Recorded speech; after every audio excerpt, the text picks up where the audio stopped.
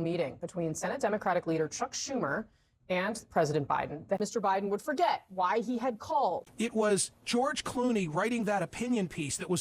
Ladies and gentlemen, welcome to another explosive episode of Freedom and Liberty Watch. Today, we're peeling back the curtain on what might be the greatest political cover-up since Watergate.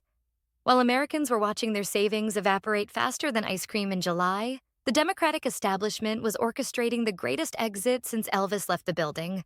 Let's watch. The New York Times reporting on a private and reportedly emotional meeting between Senate Democratic leader Chuck Schumer and President Biden that happened on July 13th. That was a little over 2 weeks after Biden's disastrous debate performance. The Times reporting that Schumer told the president, quote, "If you run and you lose to Trump and we lose the Senate and we don't get back the House, that 50 years of amazing, beautiful work goes out the window," Mr. Schumer said. But worse, you go down in American history as one of the darkest figures. And he would end with a directive. "If I were you," Mr. Schumer said, "I wouldn't run.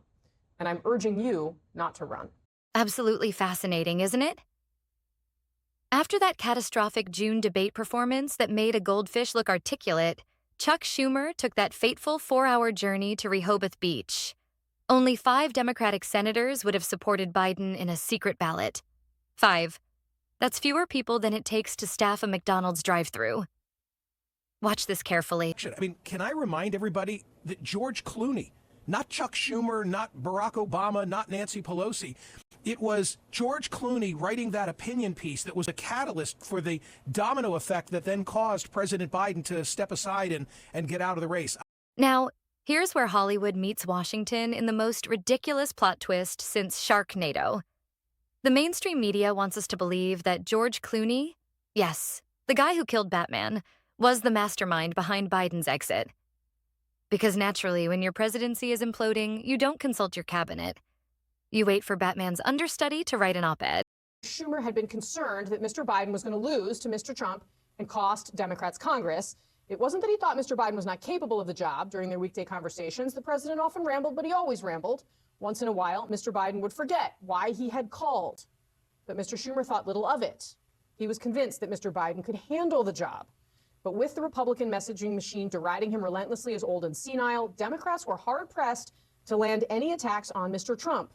Long before the president's disastrous debate performance, Mr. Schumer had privately concluded that the barrier of Mr. Biden's age was too much for him to overcome. Let's talk about those private conversations where Biden would call Schumer and, surprise, forget why he called. Schumer claims he thought little of it. Of course he did. Because it's perfectly normal for the leader of the free world to have more memory lapses than a teenager during final exams. The numbers tell the story, folks. Biden's limping out with a stellar 36% approval rating while Trump's cruising at 46%.